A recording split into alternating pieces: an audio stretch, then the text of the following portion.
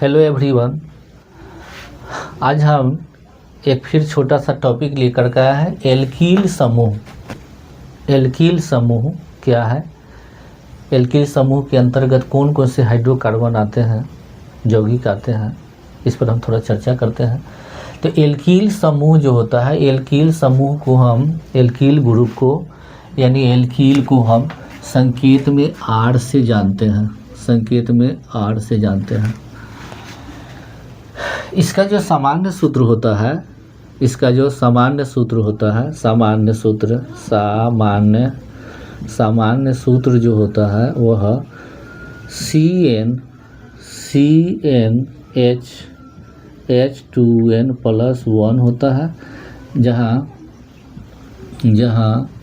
n बराबर 1 2 3 4 5 6 7 8 9 10 होता है।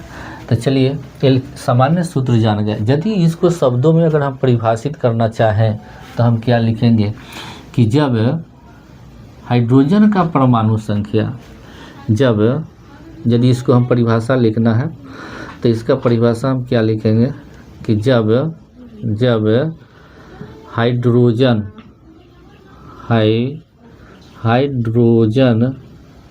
हाइड्रोजन का परमाणु संख्या, जब हाइड्रोजन का परमाणु संख्या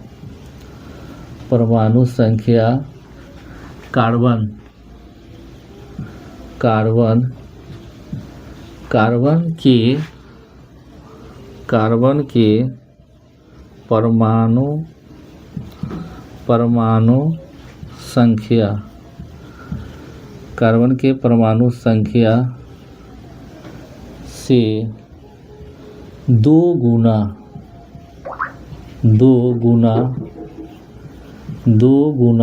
से एक अधिक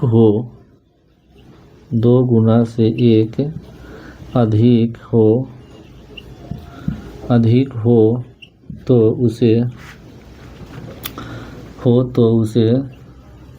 एल्कील समूह कहते हैं, या एल्कील ग्रुप कहते हैं, या एल्कील कहते हैं। तो उसे एल्कील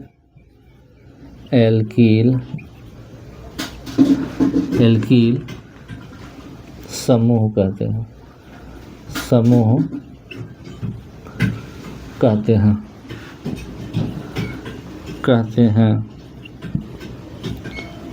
एल्कील समूह कहते हैं।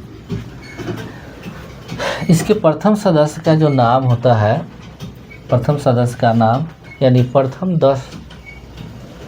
10 सदस्यों का नाम हम बोलते हैं, जैसे methyl, ethyl, propyl, butyl, pentyl, hexyl, heptyl, octyl, nonyl, decyl, या methyl, ethyl, propyl, butyl, pentyl, hexyl, heptyl, octyl, nonyl, decyl, इस प्रकार से होता है। तो चलिए हम बारी बारी से इसके हम जैसे लिखते हैं यहाँ पर, जैसे मेथिल,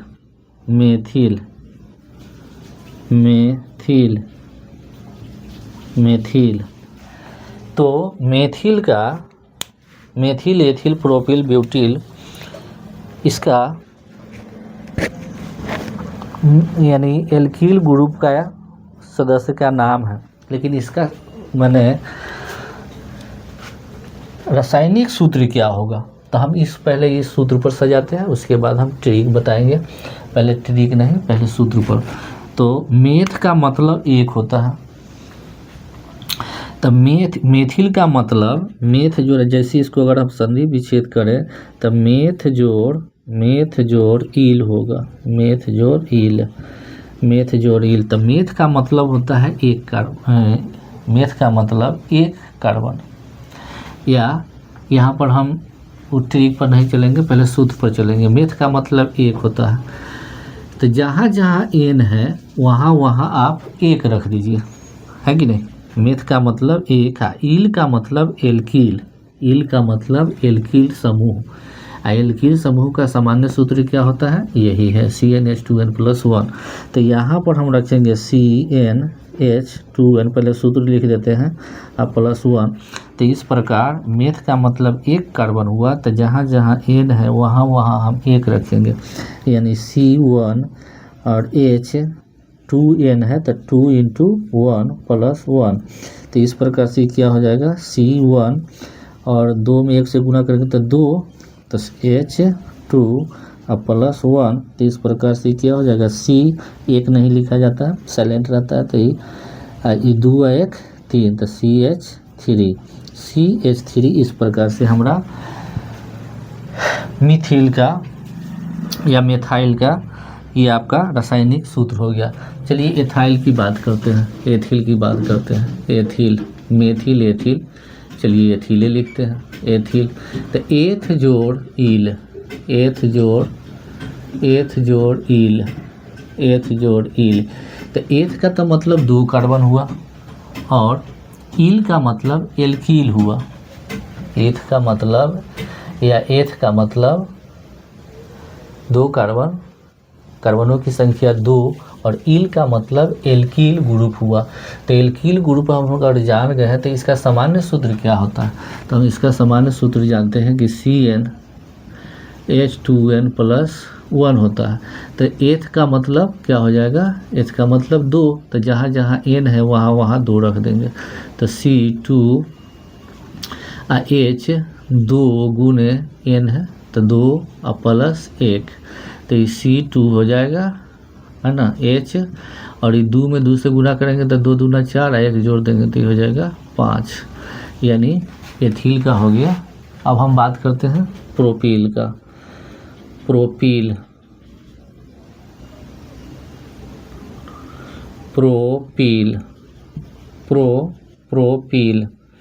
प्रोपील का भी अगर संधि विच्छेद करते हैं तो प्रोप जोड़ ईल होता है। प्रोप जोड़ ईल। प्रोप का मतलब कार्बनों की संख्या 3 है, तो जहाँ जहाँ n है वहाँ वहाँ 3 रख देंगे।